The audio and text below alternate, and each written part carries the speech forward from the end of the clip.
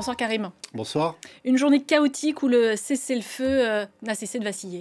C'est vrai, le spectre de la guerre plane à nouveau sur l'enclave palestinienne, avec beaucoup de morts, des morts côté gazaoui, ils sont à compter par dizaines. Et puis l'armée israélienne qui a annoncé aujourd'hui la mort de 2 soldats, et c'est ça aussi qui fait craindre une éventuelle escalade, même si ce soir les choses semblent se calmer un petit peu. Toute la journée de dimanche, Israël et le Hamas se sont renvoyés la responsabilité de cette poussée de fièvre. Israël qui accuse finalement le Hamas d'avoir violé cette trêve en pénétrant dans des zones, dans la zone rouge où théoriquement la présence des Palestiniens est exclue. Et du côté du Hamas, on explique qu'à aucun moment on était au courant d'activités dans cette zone de Rafah. On souligne même qu'on n'est plus en contact avec certains groupes liés au Hamas qui agissaient dans la zone et avec lesquels on n'a plus de lien depuis mars, c'est-à-dire depuis la fin du précédent cessez-le-feu. En tout cas, tout ça est assez inquiétant.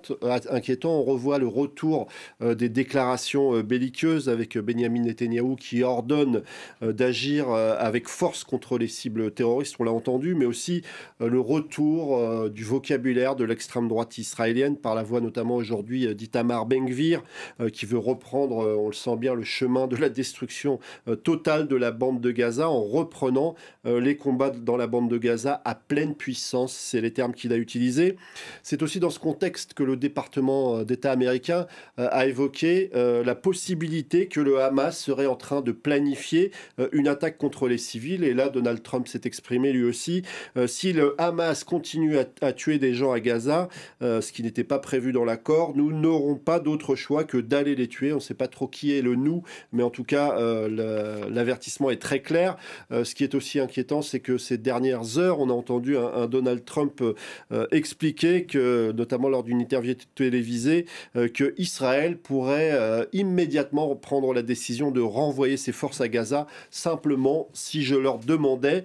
En tout cas, du côté du Hamas, on sent bien qu'on tente de s'accrocher à ce cessez-le-feu, puisqu'on a affirmé avoir trouvé encore une dépouille d'un otage et qu'on est prêt à la rendre si les conditions le permettent. En tout cas, aujourd'hui, ces conditions ne semblaient pas réunies. C'est vrai que du côté du Hamas, il y a beaucoup à perdre avec la reprise des attaques israéliennes. Il est toujours en sursis. On est dans un cessez-le-feu. Il y a des étapes qui doivent intervenir par la suite, notamment le désarmement du Hamas.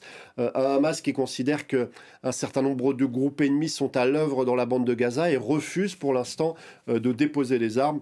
Donc la situation reste extrêmement complexe pour ce cessez-le-feu. Oui, parce que le Hamas n'est pas seulement en conflit avec Israël, mais il y a également un conflit interpalestinien en ce moment dans la bande de Gaza. Oui, avec d'autres groupes, et peut-être que le Hamas a pensé que le président américain leur avait donné carte blanche, parce que s'il a demandé leur désarmement, il a aussi évoqué le fait que pendant un court laps de temps, il les laissait armés pour ramener la sécurité dans la bande de Gaza. Et on a vu ces images terrifiantes d'hommes à genoux exécutés. Ils appartenaient à un clan qui s'appelle le clan Dogmouche, du nom d'une famille.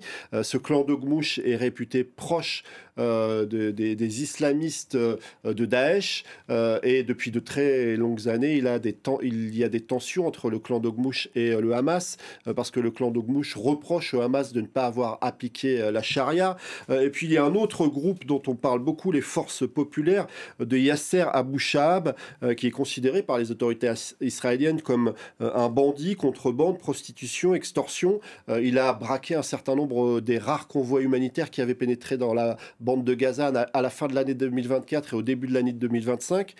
Israël sait quel homme il est et pourtant ils ont contribué à l'armée, à lui donner des armes, à le soutenir. Ça, eh bien, Benyamin Netanyahou l'a reconnu très clairement en juin dernier parce qu'il cherchait à utiliser ce groupe pour affaiblir le Hamas. En tout cas, une partie de la population palestinienne peut avoir le sentiment qu'aujourd'hui, Israël continue de livrer une guerre à travers ces proxys qui sont ces groupes armés à l'intérieur de la bande de Gaza.